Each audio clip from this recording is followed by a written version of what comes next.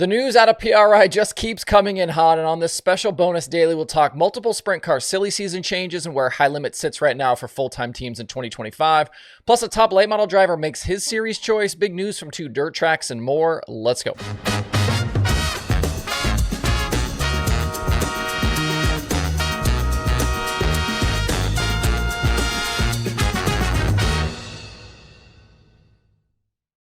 It's Friday, December 13th. I'm Justin Fiedler. This is DIRTRACKR Daily presented by Kubota Genuine Parts.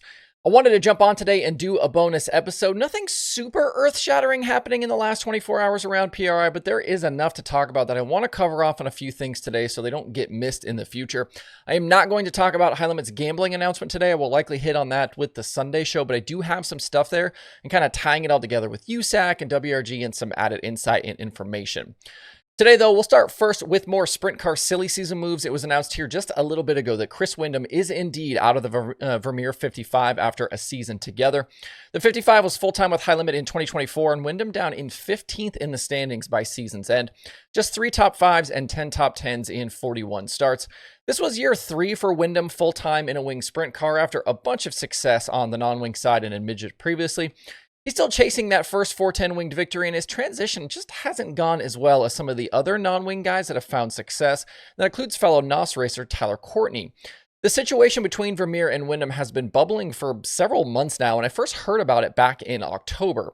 Word was getting around that Windom was seeking options elsewhere, and in return, Vermeer had started to explore possible replacements. In the months since, there were times where maybe it felt like he was just going to stay, but now we know that's obviously not true. It's my understanding that both Vermeer and Windom have their deals lined up for 2025, though I would expect announcements from both in the coming days. Sounding like Windom will remain on a national tour with an established team, taking the NOS sponsorship with him, but I haven't heard who is a possible driver for Vermeer. I believe that Vermeer's schedule not set just yet, and a return to High Limit not a done deal.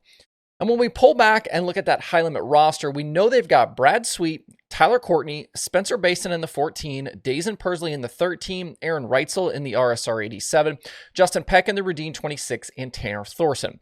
I also think it's safe to assume that Rico Aber will be back as well, so that's 8 teams. Brent Marks remains a question mark, and it seems more and more likely that the Roth 83 won't be back. We also don't know schedule plans for the CJB5 with Brenham Crouch. I think it's possible they go High Limit. I think it's possible they go Outlaws. I think it's possible they go pick and choose. Parker Price Miller, we'll talk more about him here shortly. Casey Kane seems headed for a pick and choose schedule, and as I just said, plans are unknown for the Vermeer 55. I guess there's also still some chance a Crouch car could return. We know they've been in the rumor mill. But of the 16 teams that ran full-time this year with High Limit, the loss of Roth, Kane, and PPM takes that down to 13. And then questions around Marks, CJB, Vermeer, and Crouch take us to 9. The one I haven't mentioned here is Jacob Allen. His plans had not been officially talked about, but a lot of signs were pointing towards him dropping off of a series full-time and focusing on pick and choose, especially with a new baby around. And Bobby Allen confirmed that yesterday at PRI. In a video from Tanner Holmes, he shared that Jacob will put together a slate of races with the Outlaws, High Limit in Pennsylvania, and, quote, 2 or 3 other schedules. And you'd have to think that means Power Eye, the new All-Stars, and Fast. But how about Tanner breaking some silly season news that isn't about himself?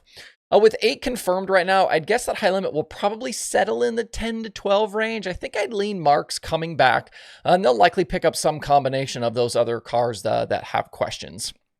And if you're curious about Parker Price Miller, it was just announced here moments ago. He'll be back with Guy Forbrook next year, focusing on a Midwest schedule and the Knoxville Track Championship. PPM has raced with Forbrook before, and the release mentioned other possible races in his family-owned 9P as well. He'd supposedly been a candidate for the Side 7S, but they are going a different direction, hint, hint, for 2025. PPM 9th in High Limit points in 2024 with 6 top 5s and 21 top 10s in 41 races. He ended up having to finish the season, though, with Brandon Eikenberry after his own deal went south. And on the Outlaw side, it was sounding like we were maybe just hours away from a driver announcement for the Vermeer Motorsports 70 sprint car following the departure of Craig Kinzer after the World of Outlaws season.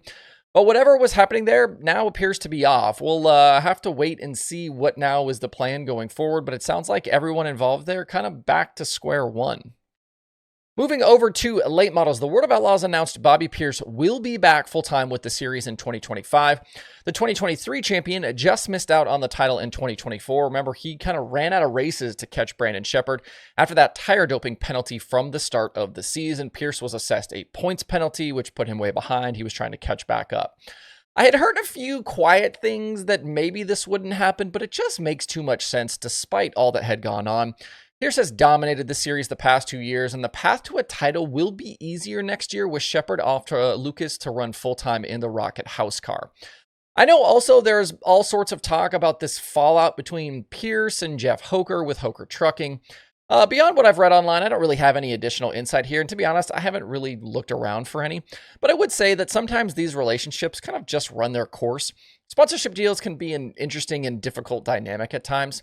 If I remember correctly, though, Pierce joins Nick Hoffman, Brian Shirley, Daniel Adam, Ryan Gustin, Kay Dillard, Brent Larson, and Dustin Sorensen as 2025 Outlaw commitments. I don't believe we have known schedules just yet for Kyle Bronson, Tyler Bruning, or Dennis Erb. That would cover basically the rest of the top 10 in 2024 Outlaw points. Pierce immediately becomes the championship favorite here, with Hoffman and Gustin likely the two closest contenders.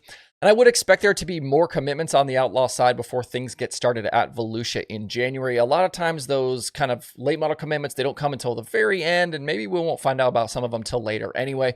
Steve Francis, though, at PRI, you can be sure he's definitely talking to more teams. Finally today, 2 racetrack news items. I know there's a ton of racetrack news that we just haven't covered here as of late. It's on my list, but 2 things have happened in the last 24 hours that I did want to mention. First is the sale of Peevely. Ray and Sue Marlar and Ken Schrader have an agreement in place to sell the Federated Auto Parts Raceway at I-55 to Josh Carroll, who currently runs the Brownstown Bull Ring. The process isn't 100% complete, but should be soon. I've heard maybe this deal got announced a little quicker than maybe it should have. But this does end a 29-year run for the Marlars in charge at Peevely. The track near St. Louis hosts a robust weekly program and has been a staple of the World of Outlaws sprint car schedule, obviously the Ironman 55, along with holding other races for other series like the Summer Nationals. Carroll's Brownstown track in Illinois also has weekly racing. They also held a Mars event in 2024. Definitely the end of an era there for Peevely. Also in Ohio, Portsmouth Raceway Park has announced they will not open the racetrack at all for 2025. They only had a few events this past year, including High Limit in July and some scattered local division races. Both of their Lucas late model races were rained out. The track's marquee event was the $25,000 to win Knittel Memorial for sprint cars, but High Limit decided not to schedule that show for next season. With the track not operating, it would seem as though the Knittel is in jeopardy, but behind the scenes, Jeff Knittel is working on a plan to move that race to another track, so stay tuned on details there. This also means the Lucas race set for July 4th, likely off. We'll see if Rick Schwally moves to fill that hole. All right, there you go. Plenty of things to chew on there before from this bonus episode for this Friday episode of the Daily. Thanks for tuning in. Feel free to leave comments below. I hope you guys have a great day out there. We'll see you right back here on Sunday for a whole lot more.